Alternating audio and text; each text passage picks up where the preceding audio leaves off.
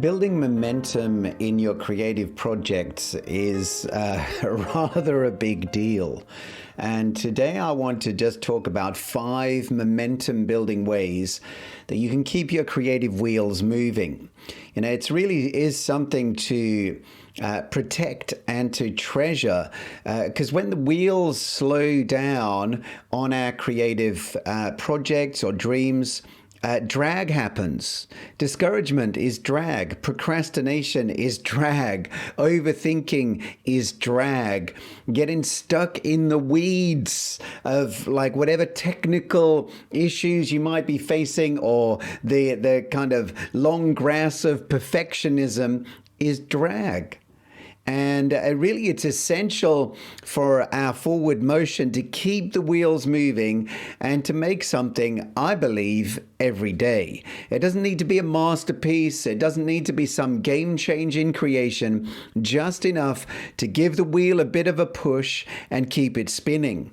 And anyone who's ever kind of spun a wheel will know that once there is some momentum, here in my hometown, we go to a small children's park, and there's one of the play items there. My two young boys sit on it, and you push it round, and they spin round. And once they've got momentum, it doesn't actually take that much energy and strength to keep them moving and to increase their speed. I mean, actually, it's quite funny watching them. But if you start from a stationary place, or if it's too slow, it actually takes a lot more energy to keep that motion happening. And I think the same is true sometimes in our creative projects. Too many creatives tend to rely on inspiration, but they could maybe apply a bit more perspiration regarding their trajectory towards completion. How many half-finished projects that began with a bang but petered to a whimper, just a languishing on some dusty hard drive somewhere? Too many to mention, I believe. There are way too many once upon a times and far too few, and they all lived happily ever afters. You know, too many beginnings, too few endings. And being a starter is great. Don't misunderstand me. Being a starter is important. Many people don't even get that far. They don't even get the wheels kind of turning at the very kind of start line. But being a finisher is greater. Taking those things that you begin to their conclusion is so powerful in so many ways, both for your own confidence and your own growth, but also for the people that you reach with your created projects and the people who are blessed by them. And it's what happens in between those two pillars, the beginning and the ending, that really hold the keys for the kind of results you're looking for. Again, we've got to go back to the Bible, and the Bible teaches us that we inherit the promises and we reach these heartfelt goals through 2 things: faith and patience. And patience really I see in this respect as the application of expectant pressure in one direction over a period of time. And you really do need that patient expectancy. You need to be expecting good things, because, you know, the creative journey oftentimes is fraught with opportunities to feel disappointed. Yeah. Like most of us are like the rest of us, get used to it. And I don't want to prophesy that. I don't want to say it's guaranteed, but there are many times, I believe, where you will be tempted to slow the wheels and maybe even climb out of that creation vehicle, you know, because, you know, it is something. That's why I believe we're told it takes faith and patience, because this is not just like a 5-meter sprint. We're in this for a marathon. We really want to make an impact and build a creative legacy. And so here are 5 ways that I have used to encourage myself and to keep my creative wheels moving, and I think they might be helpful to you too. Number one is to be accountable to yourself. You know, your first responsibility really in your creative life and pursuits is you. How can you expect anyone else to appreciate what you bring to the table if you don't actually appreciate it yourself, if you don't give it enough, if you don't give enough value to it to actually spend time, spend money, spend energy making it happen? You know, if you believe that you've got something precious to offer the world, don't wait for permission before you start doing it.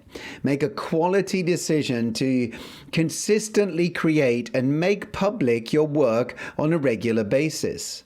I like daily. I mean, I don't know if that's crazy or not, but I also have the liberty to do that. You know, I actually make my living creating and making things and writing things and recording things, and so that's. But it wasn't always that way. You know, I once had the very understandable and very viable excuse that I was working full-time jobs and was not in a position to lend so much of my time and energy to my creative projects.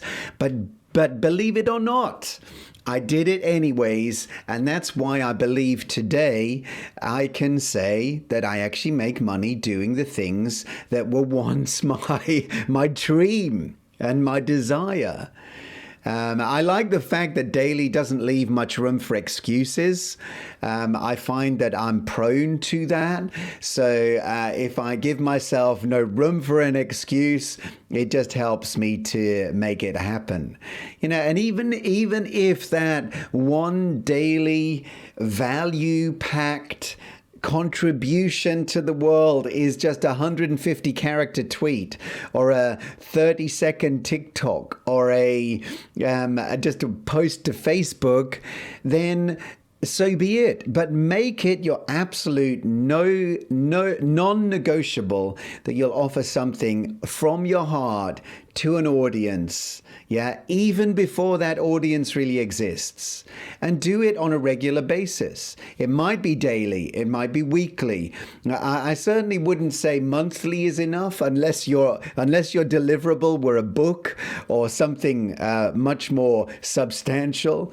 But number two, number one is make yourself accountable to others, but number two is make yourself accountable to others.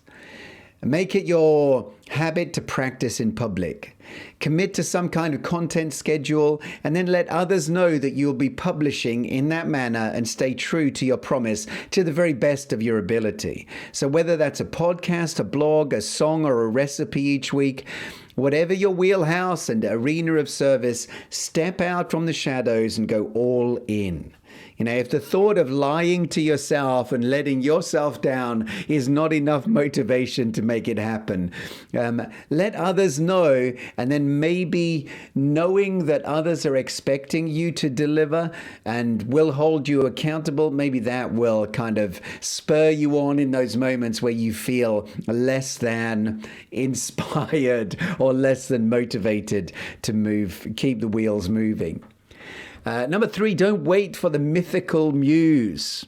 William Faulkner is coined as saying, "I only write when I'm inspired. Fortunately, I am inspired every day at 9 o'clock."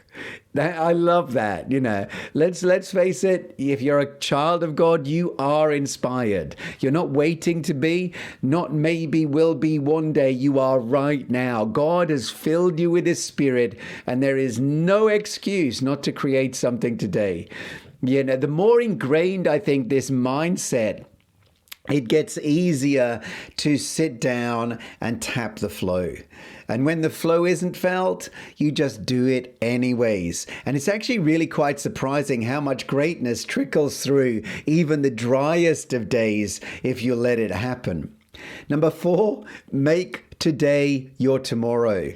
You know, today is yesterday's tomorrow. And yesterday you said that you do whatever you said you do tomorrow. So let's go do it, because tomorrow is now today. And I just encourage you, make today tomorrow and do it right now. Putting off what you want and you need to do merely just pushes your can down the road. And I just want to tell you, stop kicking your can with your can't and bin your excuses. Yeah, don't kick that can down the road. Embrace it and say, I can, and not only can I will. Prioritize those precious projects, not just the urgent ones. I think that sometimes money drives so much of our time and energy in directions that really carry us away from the seemingly arduous task of actually caring about our creativity. Only when we begin to learn and grow and only when we do it, will those dreams that we have transform into dollars. Sometimes we're looking for the dollars way too early in the game. Overnight success is most often preceded by many days and nights that no one else sees. So, make your steps really sure and carve out creation time in your schedule.